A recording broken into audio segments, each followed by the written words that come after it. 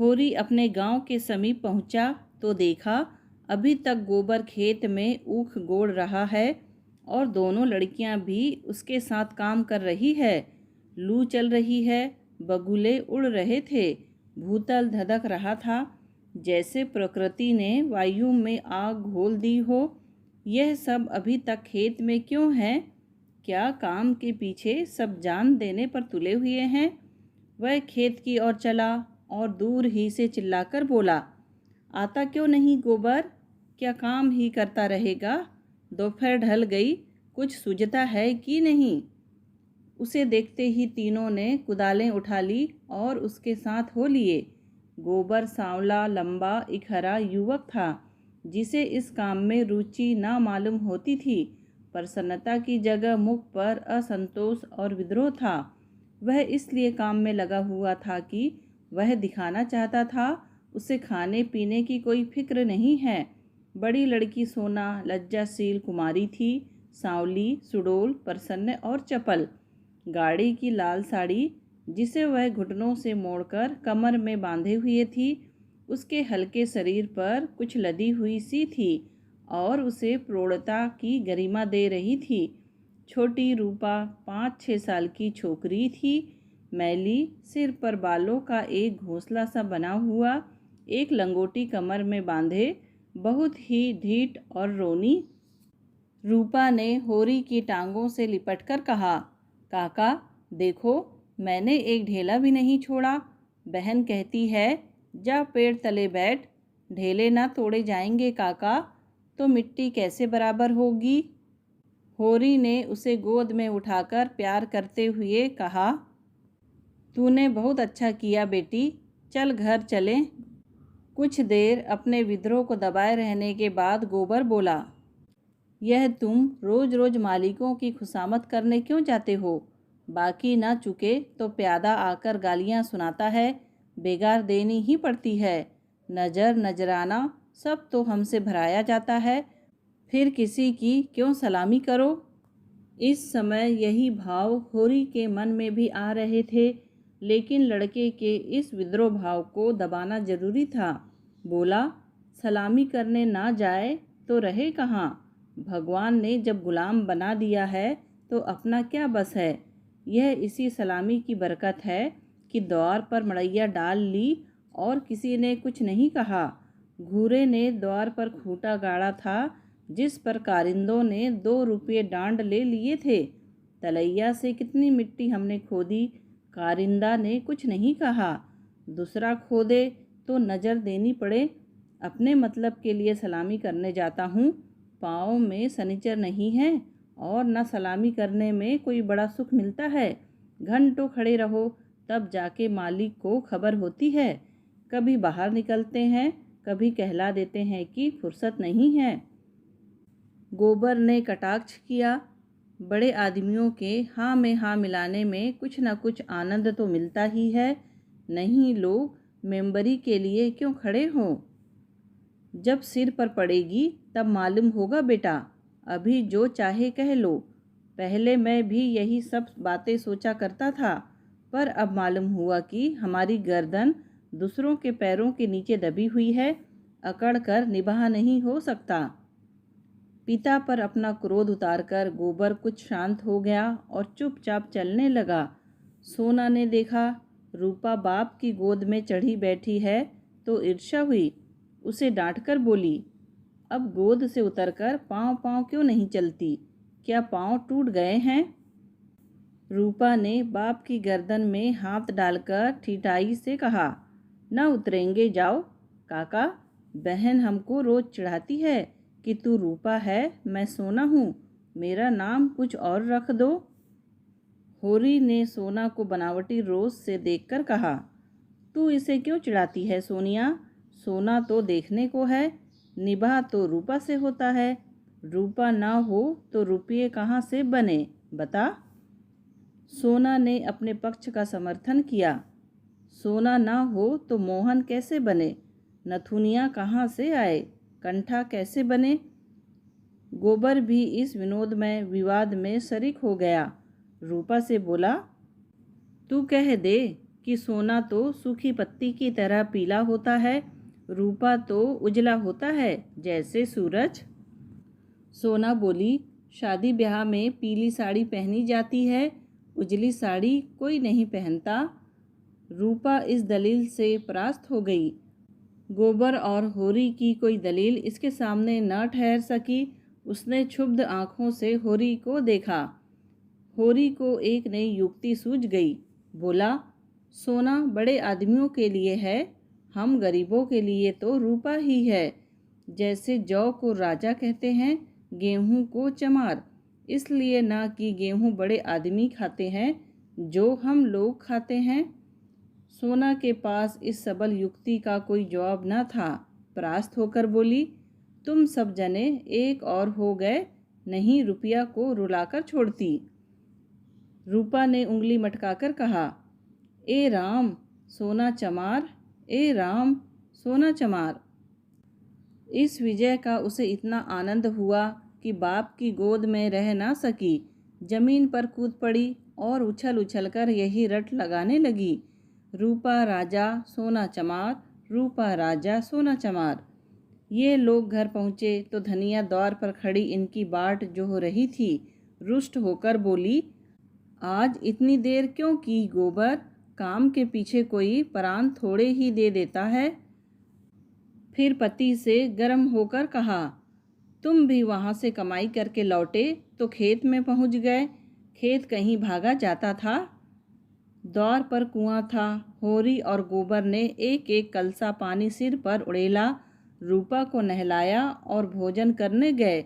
जौ की रोटियां थी, पर गेहूं जैसी सफ़ेद और चिकनी। अरहर की दाल थी जिसमें कच्चे आम पड़े हुए थे। रूपा बाप की थाली में खाने बैठी। सोना ने उसे ईर्ष्या भरी आंखों से देखा, मानो कह रही थी, वाह रे दुलार। धनिया ने पूछा, मालिक से क्या बातचीत हुई? होरी ने लोटा भर पानी चढ़ाते हुए कहा, यही तहसील वसूल की बात थी और क्या। हम लोग समझते हैं बड़े आदमी बहुत सुखी होंगे, लेकिन सच पूछो तो वह हमसे भी ज़्यादा दुखी हैं। हमें पेट ही की चिंता है, उन्हें हजारों चिंताएं घेरे रहती है। राय साहब ने और क्या क्या कहा था, वह कुछ होरी को याद ना था। उस सारे कथन का खुलासा मात्र उसके स्मरण में चिपका हुआ रह गया था। गोबर ने व्यंग्य किया, तो फिर अपना इलाका हमें क्यों नहीं दे देते? हम अपने खेत, बैल, हल, कुदाल सब उन्हें देने को तैयार हैं। करेंगे बदला? यह सब धूर्तता है, नीरी मोट मर्दी। जिसे दुख होता है वह दर्जनों मोटरें नहीं रखता, महलों में नहीं रहता, हलवा पूरी नहीं खाता और ना नाच रंग में लिप्त रहता है। मज़े से राज का सुख भोग रहे हैं, उस पर दुखी हैं। होरी ने झुंझलाकर कहा, अब तुमसे बहस कौन करे भाई? जायदाद किसी से छोड़ी जाती है कि वही छोड़ देंगे?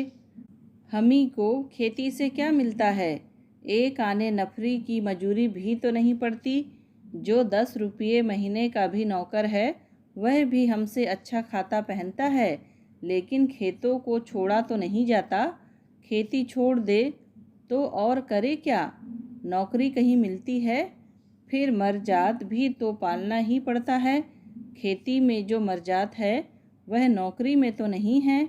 इसी तरह जमींदारों का हाल भी समझ लो, उनकी जान को भी तो सैकड़ों रोग लगे हुए हैं। हाकिमों की रसद पहुंचाओ, उनकी सलामी करो, अमलों को खुश करो, तारीख पर माल गुजारी ना चुका दे तो हवालात हो जाए, कुड़की आ जाए। हमें तो कोई हवालात नहीं ले जाता, 2-4 गालियाँ घुड़कियाँ ही तो मिलकर रह जाती है। गोबर ने प्रतिवाद किया, यह सब कहने की बातें हैं। हम लोग दाने दाने को मोहताज हैं, देह पर साबित कपड़े नहीं हैं। चोटी का पसीना एड़ी तक आता है, तब भी गुजर नहीं होता।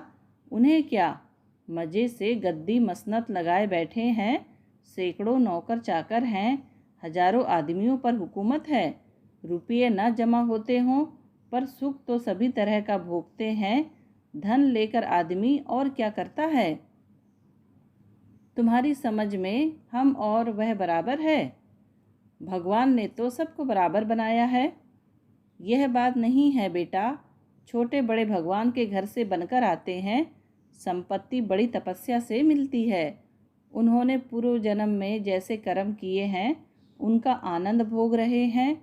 हमने कुछ नहीं संचा तो भोगें क्या? यह सब मन को समझाने की बातें हैं। भगवान सबको बराबर बनाते हैं। यहाँ जिसके हाथ में लाठी है वह गरीबों को कुचलकर बड़ा आदमी बन जाता है। यह तुम्हारा भ्रम है। मालिक आज भी 4 घंटे रोज भगवान का भजन करते हैं। किसके बल पर यह भजन भाव और दान धर्म होता है? अपने बल पर नहीं, किसानों के बल पर और मजदूरों के बल पर। यह पाप का धन पचे कैसे? इसीलिए दान धर्म करना पड़ता है। भगवान का भजन भी इसीलिए होता है। भूखे नंगे रहकर भगवान का भजन करे तो हम भी देखें। हमें कोई दोनों जून खाने को दे तो हम 8 पहर भगवान का जाप भी करते रहें। एक दिन खेत में ऊख गोड़ना पड़े तो सारी भक्ति भूल जाए। होरी ने हारकर कहा, अब तुम्हारे मुंह कौन लगे भाई? तुम तो भगवान की लीला में भी टांग अड़ाते हो। तीसरे पहर गोबर कुदाल लेकर चला तो होरी ने कहा, जरा ठहर जाओ बेटा, हम भी चलते हैं। तब तक थोड़ा सा भूसा निकाल कर रख दो। मैंने भोला को देने को कहा है। बेचारा आजकल बहुत तंग है। गोबर ने अवज्ञा भरी आंखों से देखकर कहा, हमारे पास बेचने को भूसा नहीं है। बेचता नहीं हूँ भाई, यूँ ही दे रहा हूँ। वह संकट में है, उसकी मदद तो करनी ही पड़ेगी। हमें तो उन्होंने कभी एक गाय नहीं दे दी। दे रहा था पर हमने ली ही नहीं। धनिया मटक कर बोली, गाय नहीं, वह दे रहा था। इन्हें गाय दे देगा? आँख में अंजन लगाने को कभी चिल्लू भर दूध तो भेजा नहीं, गाय देगा? होरी ने कसम खाई, नहीं जवानी कसम, अपनी पछाई गाय दे रहे थे। हाथ तंग है, भूसा चारा नहीं रख सके। अब एक गाय बेचकर भूसा लेना चाहते हैं। मैंने सोचा संकट में पड़े आदमी की गाय क्या लूँगा। थोड़ा सा भूसा दिए देता हूँ, कुछ रुपये हाथ आ जाएंगे तो गाय ले लूँगा। थोड़ा थोड़ा करके चुका दूँगा। 80 रुपये की है, मगर ऐसी कि आदमी देखता रहे। गोबर ने आड़े हाथों लिया, तुम्हारी यही धर्मात्मापन तो तुम्हारी दुर्गत कर रहा है। साफ साफ तो बात है, 80 रुपये की गाय है, हमसे 20 रुपये का भूसा ले ले और गाय हमें दे दे। 60 रुपये रह जाएंगे, वह हम धीरे धीरे दे देंगे। होरी रहस्यमय ढंग से मुस्कुराया, मैंने ऐसी चाल सोची है कि गाय सेंत मेंत में हाथ आ जाए। कहीं भोला की सगाई ठीक करनी है, बस 2-4 मन भूसा तो खाली अपना रंग जमाने को देता हूँ। गोबर ने तिरस्कार किया, तो तुम अब सबकी सगाई ठीक करते फिरोगे? धनिया ने तीखी आंखों से देखा, अब यही एक उद्यम तो रह गया है। नहीं देना है हमें भूसा किसी को। यहाँ भोला भाली किसी का कर्ज नहीं खाया है। होरी ने अपनी सफाई दी, अगर मेरे जतन से किसी का घर बस जाए तो इसमें कौन सी बुराई है। गोबर ने चिलम उठाई और आग लेने चला गया। उसे यह झमेला बिल्कुल नहीं भाता था। धनिया ने सिर हिलाकर कहा, जो उनका घर बसाएगा वह 80 रुपये की गाय लेकर चुप ना होगा, एक थैली गिनवाएगा। होरी ने पुचारा दिया, यह मैं जानता हूँ, लेकिन उनकी भलमनसी को भी तो देखो। मुझसे जब मिलता है तेरा बखान ही करता है। ऐसी लक्ष्मी है, ऐसी सलीकेदार है। धनिया के मुख पर स्निग्धता झलक पड़ी। मन भाए मुड़िया हिलाए वाले भाव से बोली, मैं उनके बखान की भूखी नहीं हूँ, अपना बखान धरे रहें। होरी ने स्नेह भरी मुस्कान के साथ कहा, मैंने तो कह दिया भैया, वह नाक पर मक्खी भी नहीं बैठने देती, गालियों से बात करती है। लेकिन वह यही कहे जाए कि वह औरत नहीं लक्ष्मी है। बात यह है कि उसकी घरवाली जबान की बड़ी तेज थी। बेचारा उसके डर के मारे भागा भागा फिरता था। कहता था, जिस दिन तुम्हारी घरवाली का मुंह सवेरे देख लेता हूँ उस दिन कुछ न कुछ जरूर हाथ लगता है। मैंने कहा, तुम्हारे हाथ लगता होगा, यहाँ तो रोज देखते हैं, कभी पैसे से भेंट नहीं होती। तुम्हारे भाग ही खोटे हैं तो मैं क्या करूं? लगा अपनी घरवाली की बुराई करने। भिखारी को भीख तक नहीं देती थी, झाड़ू लेकर मारने दौड़ती थी। लालचिन ऐसी थी कि नमक तक दूसरों के घर से मांग लाती थी। मरने पर किसी की क्या बुराई करूं, मुझे देखकर जल उठती थी। भोला बड़ा गमखोर था कि उसके साथ निभाह कर लिया। दूसरा होता तो जहर खा के मर जाता। मुझसे 10 साल बड़े होंगे भोला, पर राम राम पहले ही करते हैं। तो क्या कहते थे कि जिस दिन तुम्हारी घरवाली का मुंह देख लेता हूँ तो क्या होता है? उस दिन भगवान कहीं ना कहीं से कुछ भेज देते हैं। बहुएं भी तो वैसी ही चटोरीन आई हैं। अब की सबों ने 2 रुपये के खरबूजे उधार खा डाले। उधार मिल जाए फिर उन्हें चिंता नहीं होती कि देना पड़ेगा या नहीं। अरे भोला, रोते काहे को हैं? गोबर आकर बोला। भोला दादा आ पहुँचे। मन 2 मन भूसा है, वह उन्हें दे दो, फिर उनकी सगाई ढूंढने निकलो। धनिया ने समझाया, आदमी दौर पर बैठा है, उसके लिए खाट वाट तो डाल नहीं दी, ऊपर से लगे भुन भुनाने। कुछ तो भलमनसी सीखो। कलसा ले जाओ, पानी भर कर रख दो, हाथ मुंह धो ले, कुछ रस पानी पिला दो। मुसीबत में ही आदमी दूसरों के सामने हाथ फैलाता है। होरी बोला, रस बस का काम नहीं है, कौन कोई पाहुने हैं? धनिया बिगड़ी, पाहुने और कैसे होते हैं?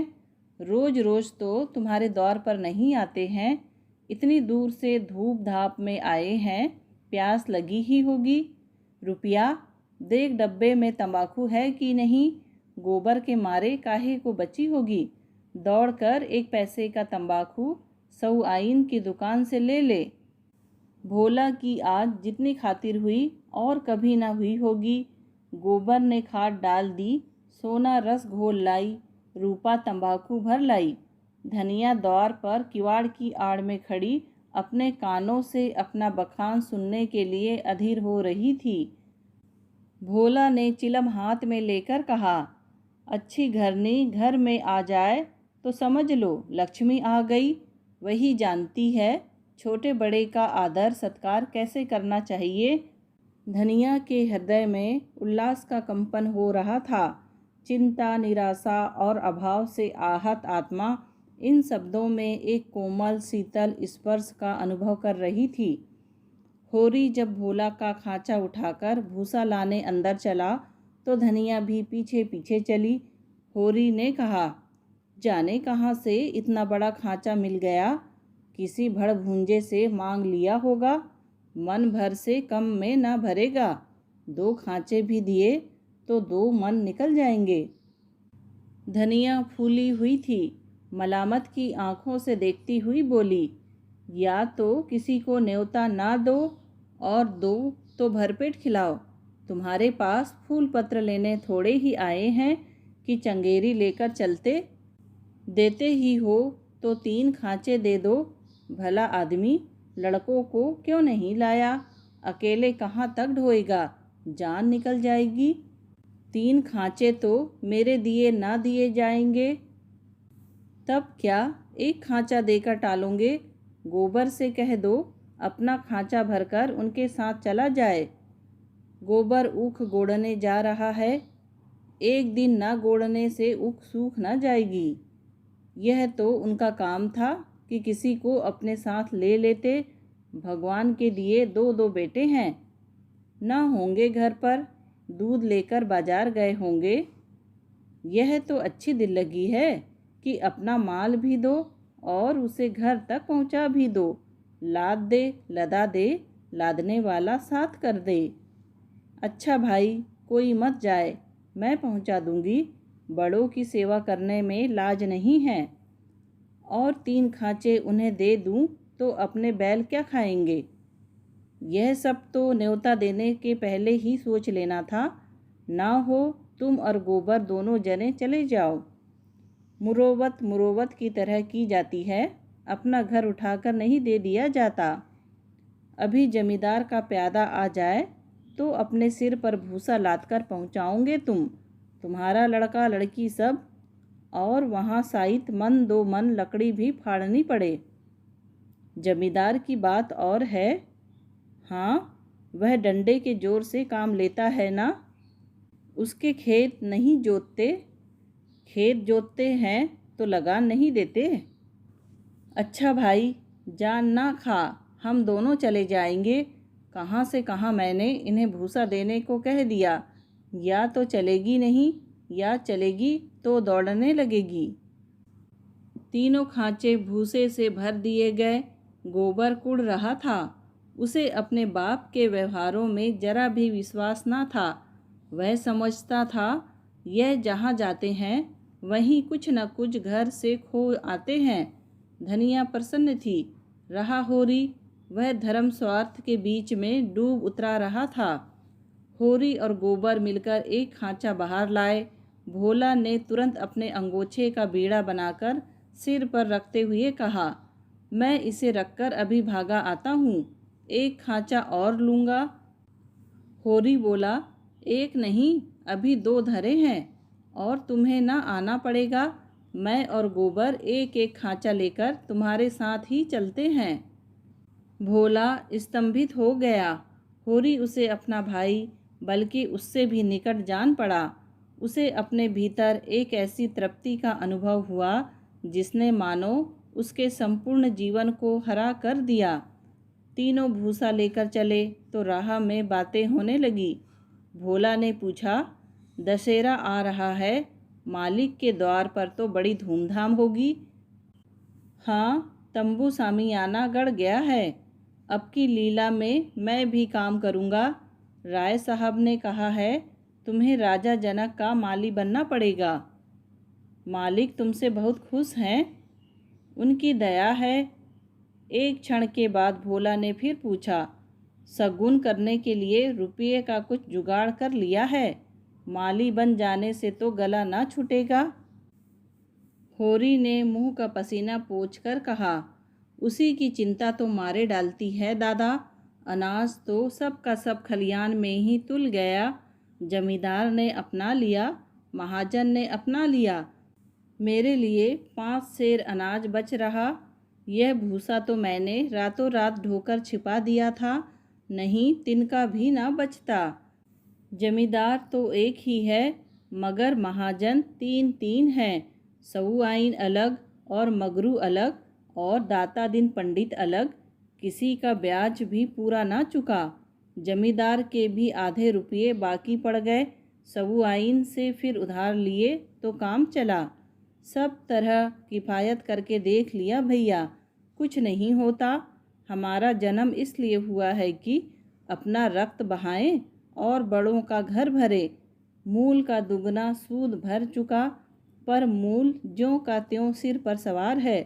लोग कहते हैं सर्दी गर्मी में तीरथ बरत में हाथ बांधकर खर्च करो, मुदा रास्ता कोई नहीं दिखाता।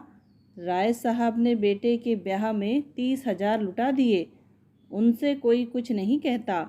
मगरू ने अपने बाप के क्रियाक्रम में 5,000 लगाए, उनसे कोई कुछ नहीं पूछता। वैसी ही मर्जात तो सबकी है। भोला ने करुण भाव से कहा, बड़े आदमियों की बराबरी तुम कैसे कर सकते हो भाई? आदमी तो हम भी हैं। कौन कहता है कि हम तुम आदमी हैं? हमें आदमियत कहाँ। आदमी वह है जिसके पास धन है, अख्तियार है, इल्म है। हम लोग तो बैल हैं और जुतने के लिए पैदा हुए हैं। उस पर एक दूसरे को देख नहीं सकते, एकता का नाम नहीं।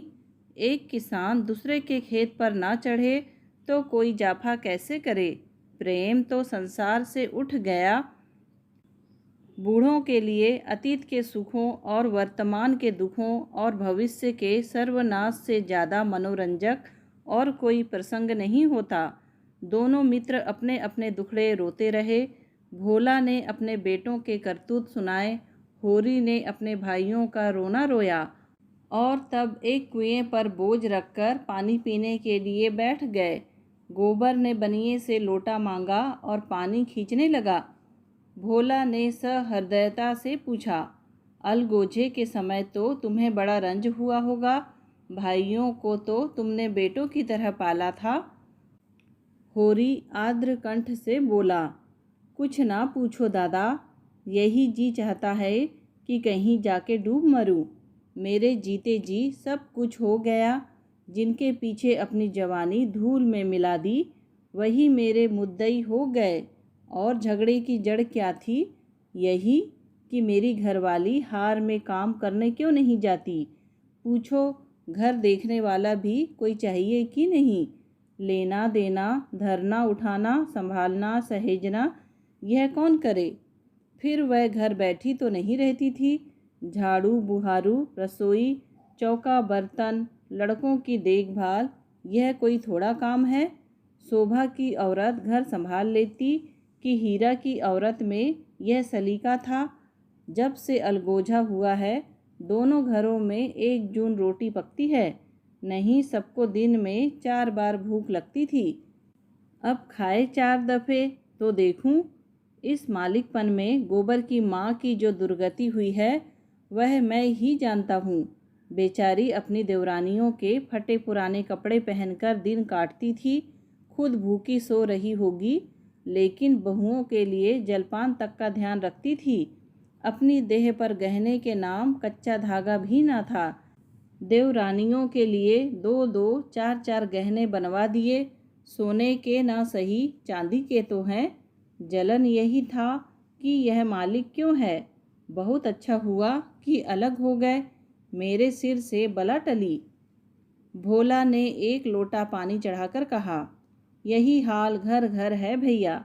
भाइयों की बात ही क्या, यहाँ तो लड़कों से भी नहीं पटती।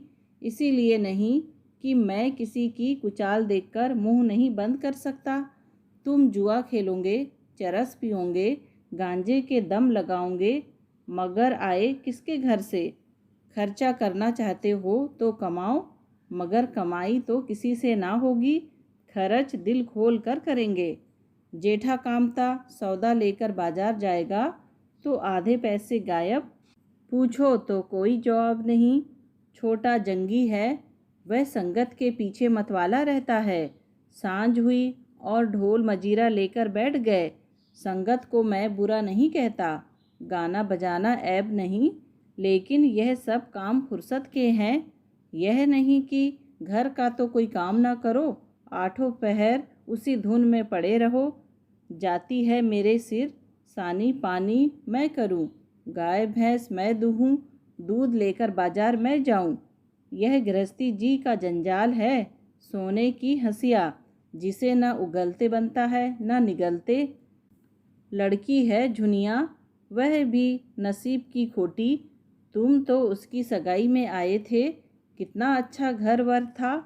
उसका आदमी बम्बई में दूध की दुकान करता था। उन दिनों वहाँ हिंदू मुसलमानों में दंगा हुआ, किसी ने उसके पेट में छुरा भोंक दिया, घर ही चौपट हो गया। वहाँ अब उसका निबाह नहीं। जाकर लीवा लाया कि दूसरी सगाई कर दूंगा, मगर वह राजी ही नहीं होती। और दोनों भावजे हैं, रात दिन उसे जलाती रहती हैं। घर में महाभारत मचा रहता है। विपत की मारी यहाँ आई, यहाँ भी चैन नहीं। इन्हीं दुखड़ों में रास्ता कट गया। भोला का पुरवा था तो छोटा, मगर बहुत गुलजार। अधिकतर अहीर ही बसते थे और किसानों के देखते इनकी दशा बहुत बुरी न थी। भोला गांव का मुखिया था। द्वार पर बड़ी सी चरनी थी, जिस पर 10-12 गायें भैंसें खड़ी सानी खा रही थी। औसारे में एक बड़ा सा तख्त पड़ा था, जो शायद 10 आदमियों से भी न उठता। किसी खूंटी पर ढोल लटक रही थी, किसी पर मजीरा। एक ताक पर कोई पुस्तक बस्ते में बंधी रखी हुई थी, जो शायद रामायण हो। दोनों बहुएं सामने बैठी गोबर पाथ रही थी और झुनिया चौखट पर खड़ी थी। उसकी आंखें लाल थी और नाक के सिरे पर भी सुर्खी थी। मालूम होता था अभी रोकर उठी है। उसके मांसल स्वस्थ सुगठित अंगों में मानो यौवन लहरें मार रहा था। मुंह बड़ा और गोल था, कपोल फूले हुए, आंखें छोटी और भीतर धसी हुई, माथा पतला पर वक्ष का उभार और गात का वही गुदगुदापन आंखों को खींचता था।